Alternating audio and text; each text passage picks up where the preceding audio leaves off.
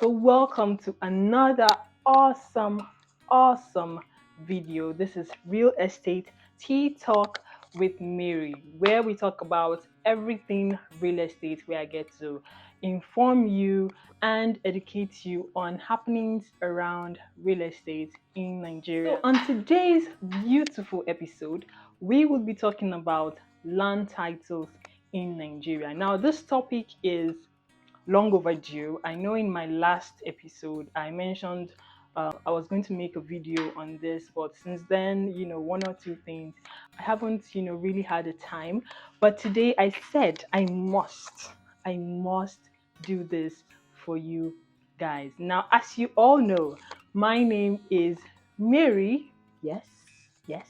My name is Mary, and I am a real estate consultant right here in the city of Abuja. So on today's topic, this is a very, very important topic that I think all property owners, if you're looking to buy a property, you're looking to invest in Nigeria, you should, have information. You should know about this, because information, of course, is key, so you don't run into losses when you are going about your investment. I decided to talk about this because most of the time, or some of the time, there are clients of mine that just come to consult for a particular property. They've seen a property that they're interested in and they want to buy, and some of them have titles like excision in process, things like that, and those really are not titles. So I decided to make a video to help you understand better land titles and be sure when you are making that investment. All right, so this topic is going to be broken into two. Yes, we're going to talk about land titles in Nigeria generally, and then we're going to talk about land titles in Abuja, but that's going to be a separate video. This is going to be the part one, and then we're going to have the part two, which is going to talk about land titles in Abuja specifically. Now, I know you guys will be wondering, but there are some titles that you particularly hear in Abuja that you can't find anywhere else. Titles like R of O, statutory R of O, or just R of O. So you can't find these titles anywhere else in Nigeria. So we're going to go into detail because a lot of people do not know what an R of O means. So we're going to go into detail in that video and talk about what the R of O means. So make sure you watch out for that video. But for this video today, we will be talking about the new land titles that you can find in other parts of Nigeria, like in Lagos, in Ibadan, in Port Harcourt, in Enugu. So that's what we will be talking about today. So stay tuned, don't go anywhere. You are going to enjoy this and you're going to gain a lot from this. Meanwhile, make sure that you subscribe to this channel to keep on getting more and more and more informative content like this from me. Okay, so make sure you like this video, comment what you think, and of course share this video to your friends and family. You might be helping someone. All right, so let's get right into it.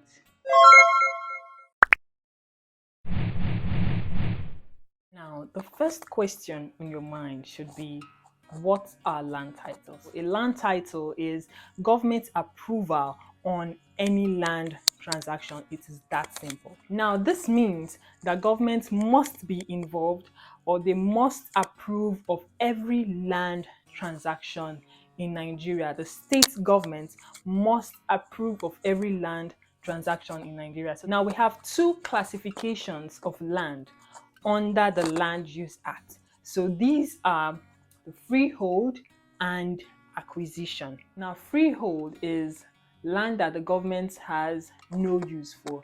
This is mostly lands in rural areas. This kind of lands are given back to the original owners, the community, the indigenous people of that place, to use for their housing and whatever, mostly in rural areas. So they don't want to use it for anything like urbanization, road construction, nothing of that such. So they give it back to the community. So that kind of land, you can easily go and buy, and then you process your C of O on it. That is perfect. That is just simple, straightforward. Now we have acquisition. Acquisition, lands that are under acquisition are lands that government has said, we are going to use this land for something, urbanization projects, mostly in urban areas, maybe in the towns, cities. We're going to use this land for urban projects. We're going to use this land to maybe build roads, build a hospital, build schools, build, anything that government has specifically designated those areas for. Under acquisition, we have two types. There is the committed acquisition, and then there's the general acquisition. What is committed acquisition? Committed acquisition is land that government has said, this one gong road is going to pass here. We are going to use this one for road. We are going to use this one to build hospital. This place is for building of government house. This place is for building of general hospital. This place is for, things like that. They have put a specific project on that land that they are going to use it for. That is committed acquisition. Now, general acquisition is land that is still under the government, but they don't have any projects in mind yet to use it for. Okay, they are not sure, they've not designated any projects to that land to be used for. So this kind of lands you can still get from the government, and developers can still get from the government to build houses and all of that for people to come and buy and live. But lands that are under committed acquisition, there is no way, you cannot get it. Like, if you buy a property, you buy a piece of land, and that land is under committed acquisition, sorry, because even if government has not built that project at that time, they definitely, most definitely will come to do that. So when they do come, and maybe you have built something there, they're going to demolish it, and there will be no compensation whatsoever, because that land has been government land right from time. So you should be sure when buying into any property. So now let's go back to general acquisition. Now, this kind of land, the government has not, put any project in mind that they want to use it for yet, right? So there's still a way to get it out. So that's where excision comes in. Now, what is excision? Excision is a process of getting land that is formally under general acquisition to an individual or to a corporate body for use. Okay, so this is a process of getting the land. So when developers come to you and they present a property that you should buy, and you ask, what's the title? And they said the title is excision. Excision is not a title. Excision is just the process of getting that land from general acquisition to a land that can be used. Okay, a land that can be developed on, because that land is government land. So excision is not a title. Excision is never a title. Some people also come with titles like excision in process, excision, things like that. Anything you see excision in process is not guaranteed. Now, why do I say so? I say so because when you try to acquire a land that is formally under government acquisition, general acquisition, and you want to excise that land, government might tell you, no, we're not going to excise this land to you. We're not going to give you this land because there might be a need for this land in the future. So they might grant you excision, they might not grant you excision. So it's a 50-50 kind of thing. So the excision might be granted, fine, then you're happy, we thank God. But if not, if the excision is not granted, then you have lost, because anything that you develop on that land, government is going to take possession of it and demolish it whenever they feel like it. So be sure of the titles that you buy into. Now, after the process of excision, when excision is granted, the next step is the gazette. That's where you get a gazette. After excision comes a gazette. So when a land has successfully been excised, that means government has granted you approval that yes, this land, we're not going to use it in the next 99 years. So yes, you can take it and you can go and develop and do what you want, build on it or whatever. That is when the land becomes a gazette. Now, what is a gazette? A gazette is simply a government document, an official government document where transactions in a state are recorded. So that simply means that, okay, yes, government has agreed that this land should be excised to so person. So we're going to record it. We have it in our records that yes, this land has been excised and this is the excision file number and this is this and this is that, and they record it. You are then guaranteed that yes, that land is not under government acquisition. So that's why when people come to me with this land has gazette, should I buy? Yes, you can buy because the government has approved it and government has recorded it. So yes, you can go ahead, buy, build, develop. Now, after the gazette comes the C of O. Now, the C of O is like the most popular. This is the ultimate land title that everybody knows and everybody totally loves, and that's the one they give a lot of preference to. So this is a good title. This is a very, very good title.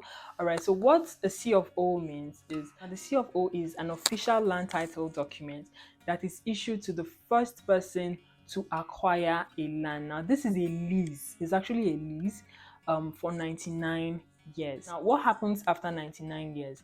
After 99 years, government feels that in 99 years, you should have gained or benefited anything that any development that you put on that land. So after 99 years, you can go for a reissuing of your C of O. Now, this is not going to be guaranteed after 99 years. The governments can choose not to give you. The governments can choose to give you.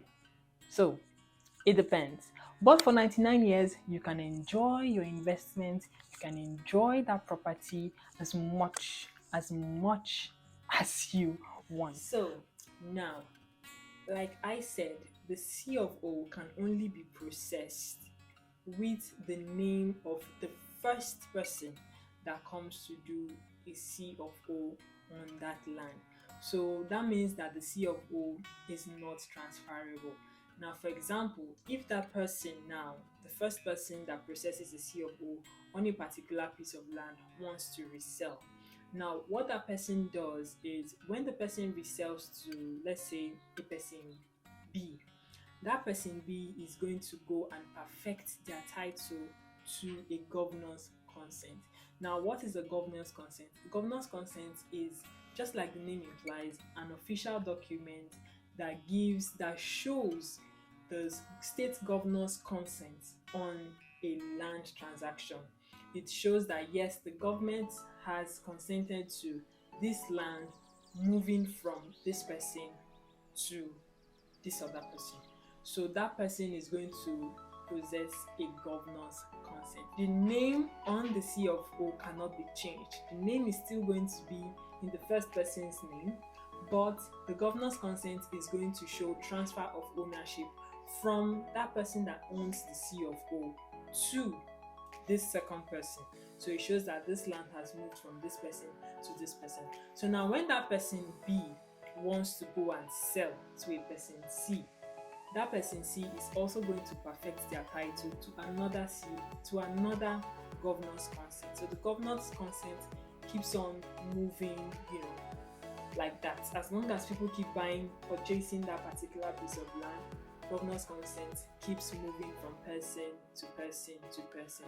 But the C of O is going to remain in the first person's made. So I hope that this has been educative, that you have gained a lot from this. Now, like I said, our next episode is going to be on land titles in Abuja. We're going to talk about titles in Abuja. Titles in Abuja are the R of O, statutory R of O, the C of O. These are the land titles that you'll find in Abuja. So we're going to talk about that because a lot of people are, most of the time confused what an R of O means. So we're going to go into that in detail in the next video. So watch out for that. Also, I have a juicy